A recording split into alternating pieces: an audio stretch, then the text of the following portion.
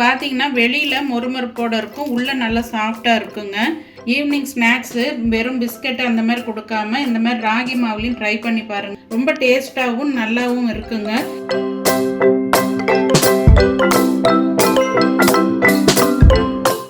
Hi friends, நான் உங்கள் GS family.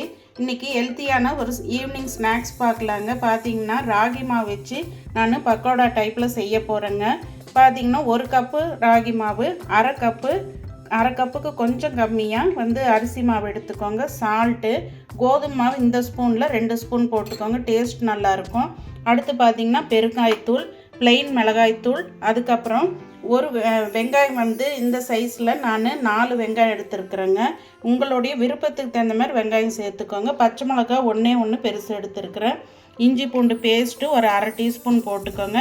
கருவேப்பிலை பொடியாக நறுக்கி போட்டுக்கோங்க. அடுத்து பூண்டு பார்த்திங்கன்னா இடித்து போட்டுக்கோங்க தோலோடு, அதுதான் நல்லாயிருக்கும் டேஸ்ட்டு. இப்போ வெங்காயத்தெல்லாம் நாம் கட் பண்ணிவிட்டு மாவை மிக்ஸ் பண்ணிக்கலாங்க. வாங்க மிக்ஸ் பண்ணிடலாம்.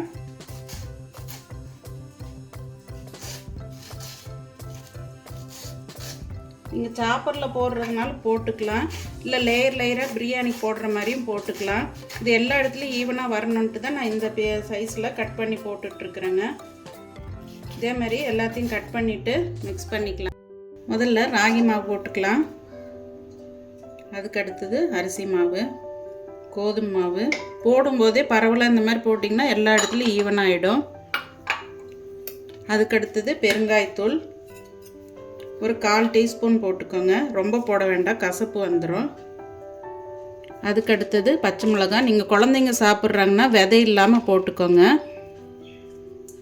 நல்லா நைஸாக கட் பண்ணிக்கோங்க. அப்போ தான் உங்களுக்கு முழுசாக அவங்க வாய்க்கு தட்டுப்படாமல் சின்ன சின்ன பீஸாக கலந்து போயிடுங்க. அடுத்தது பார்த்திங்கன்னா பூண்டு இடித்தது தோலோடவே போட்டுக்கோங்க, நல்ல மணமாக இருக்கும். அதுக்கு அடுத்தது கருவேப்பிலை, கொத்தமல்லியும் கிட்ட இருந்தால் போட்டுக்கோங்க. கருவேப்பிலை கொத்தமல்லி போடும்போது கொஞ்சம் நமத்தி போன மாதிரி இருக்குங்க. கருவேப்பிலைனா கொஞ்சம் நல்லா ஃப்ரை ஆகிக்கும். எல்லா பக்கமும் வர மாதிரி கொஞ்சம் கருவேப்பிலை எக்ஸ்ட்ராவாக போட்டுக்கோங்க. இப்போ இஞ்சி பூண்டு பேஸ்ட்டு ஒரு அரை டீஸ்பூனுக்கு கம்மியாக போடுறேங்க, ஏன்னா பூண்டு போட்டிருக்குறோம் நம்ம. அதுக்கடுத்து வெங்காயம் போடும்போது இப்படி கையிலேயே நல்லா பிசைஞ்ச மாதிரி போட்டுக்கோங்க. தண்ணி ஒரேடியாக விடக்கூடாது, நீங்கள் தண்ணி கொஞ்சம் கொஞ்சமாக தெளித்து தான் போடணும். கோவை மாவட்டத்தில் மழை பெஞ்சிட்டு இருக்குதுங்க. குழந்தைங்க ஸ்கூல் விட்டு வரும்போது இந்த மாதிரி நீங்கள் ஸ்நாக்ஸுங்க செஞ்சு கொடுங்க, ஆசையாக பசியோடு வருவாங்க. இந்த குளிருக்கு பெரியவங்களுக்கு ஏதாவது ஒரு ஸ்நாக்ஸ் சாப்பிட்ணும் போல் இருக்கும். அந்த மாதிரி இருக்கும்போது நீங்கள் இந்த மாதிரி வீட்டில் டைம் கிடைக்கும்போது அவங்க வரும்போது செஞ்சு வச்சுருங்க. இப்போ ப்ளெயின் மிளகாய்த்தூள் போட்டுடலாங்க.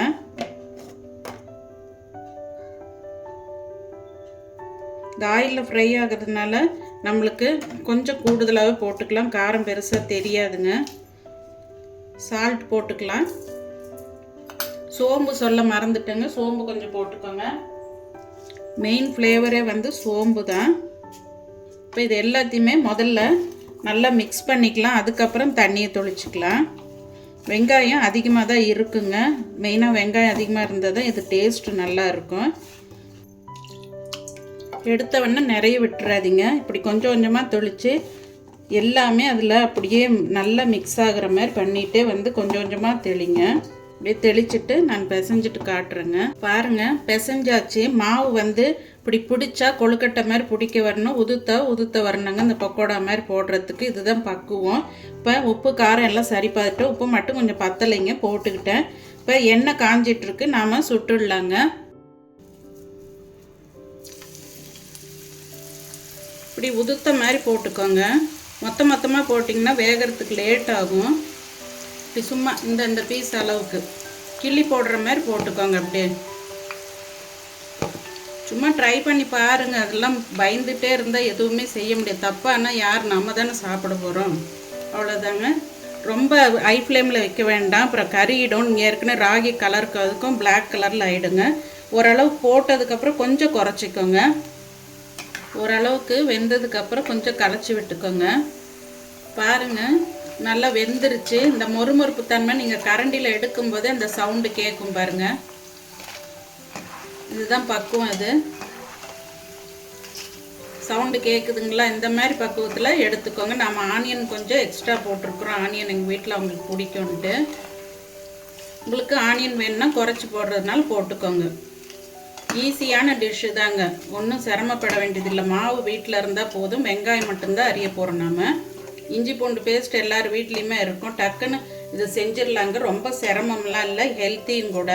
ராகியில் அடையே பொழுதன்னைக்கு செஞ்சு கொடுத்தா விரும்ப மாட்டாங்க. ஒரு டைமில் இந்த மாதிரி மழை காலத்தில் இந்த மாதிரி செஞ்சு கொடுங்க, ரொம்ப விரும்பி சாப்பிடுவாங்க. அவங்களும் பழகணும் இல்லைங்களா? இந்த மாதிரி டிஷ்ஷெல்லாம் எப்போ அவங்களுக்கு பிடிக்காதுன்ட்டு ஒரு சிலது நாமளே முடிவு பண்ணி ஒதுக்கிடுறோம். குழந்தைங்களுக்கு கொடுத்து பழகுங்க. சவுண்டு பாருங்கள், மொறுமொறுப்பு தன்மையோட. இது கொஞ்சம் பாத்திரத்தில் போடும்போது கொஞ்சம் லைட்டாக அந்த மொறுமொறுப்பு தன்மை குறையும். அப்போ உங்களுக்கு சாப்பிட்றதுக்கும் நல்லா இருக்குங்க. ஃபைனலாக கருவேப்பிலை கொஞ்சம் பொரித்து போட்டுக்கோங்க. ஏற்கனவே நம்ம கருவேப்பிலை போட்டிருக்குறோம். பாருங்கள், ஃபைனலாக டிஷ்ஷு ரெடி ஆகிடுச்சு. பார்த்தீங்கன்னா வெளியில் மொறுமொறுப்போடு இருக்கும், உள்ளே நல்லா சாஃப்டாக இருக்குங்க.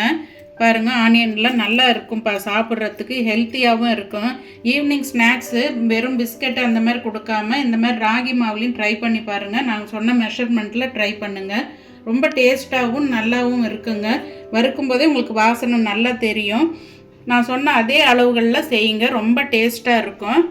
ஓகே ஃப்ரெண்ட்ஸ், அடுத்த வீடியோவில் சந்திப்போம். பாய்.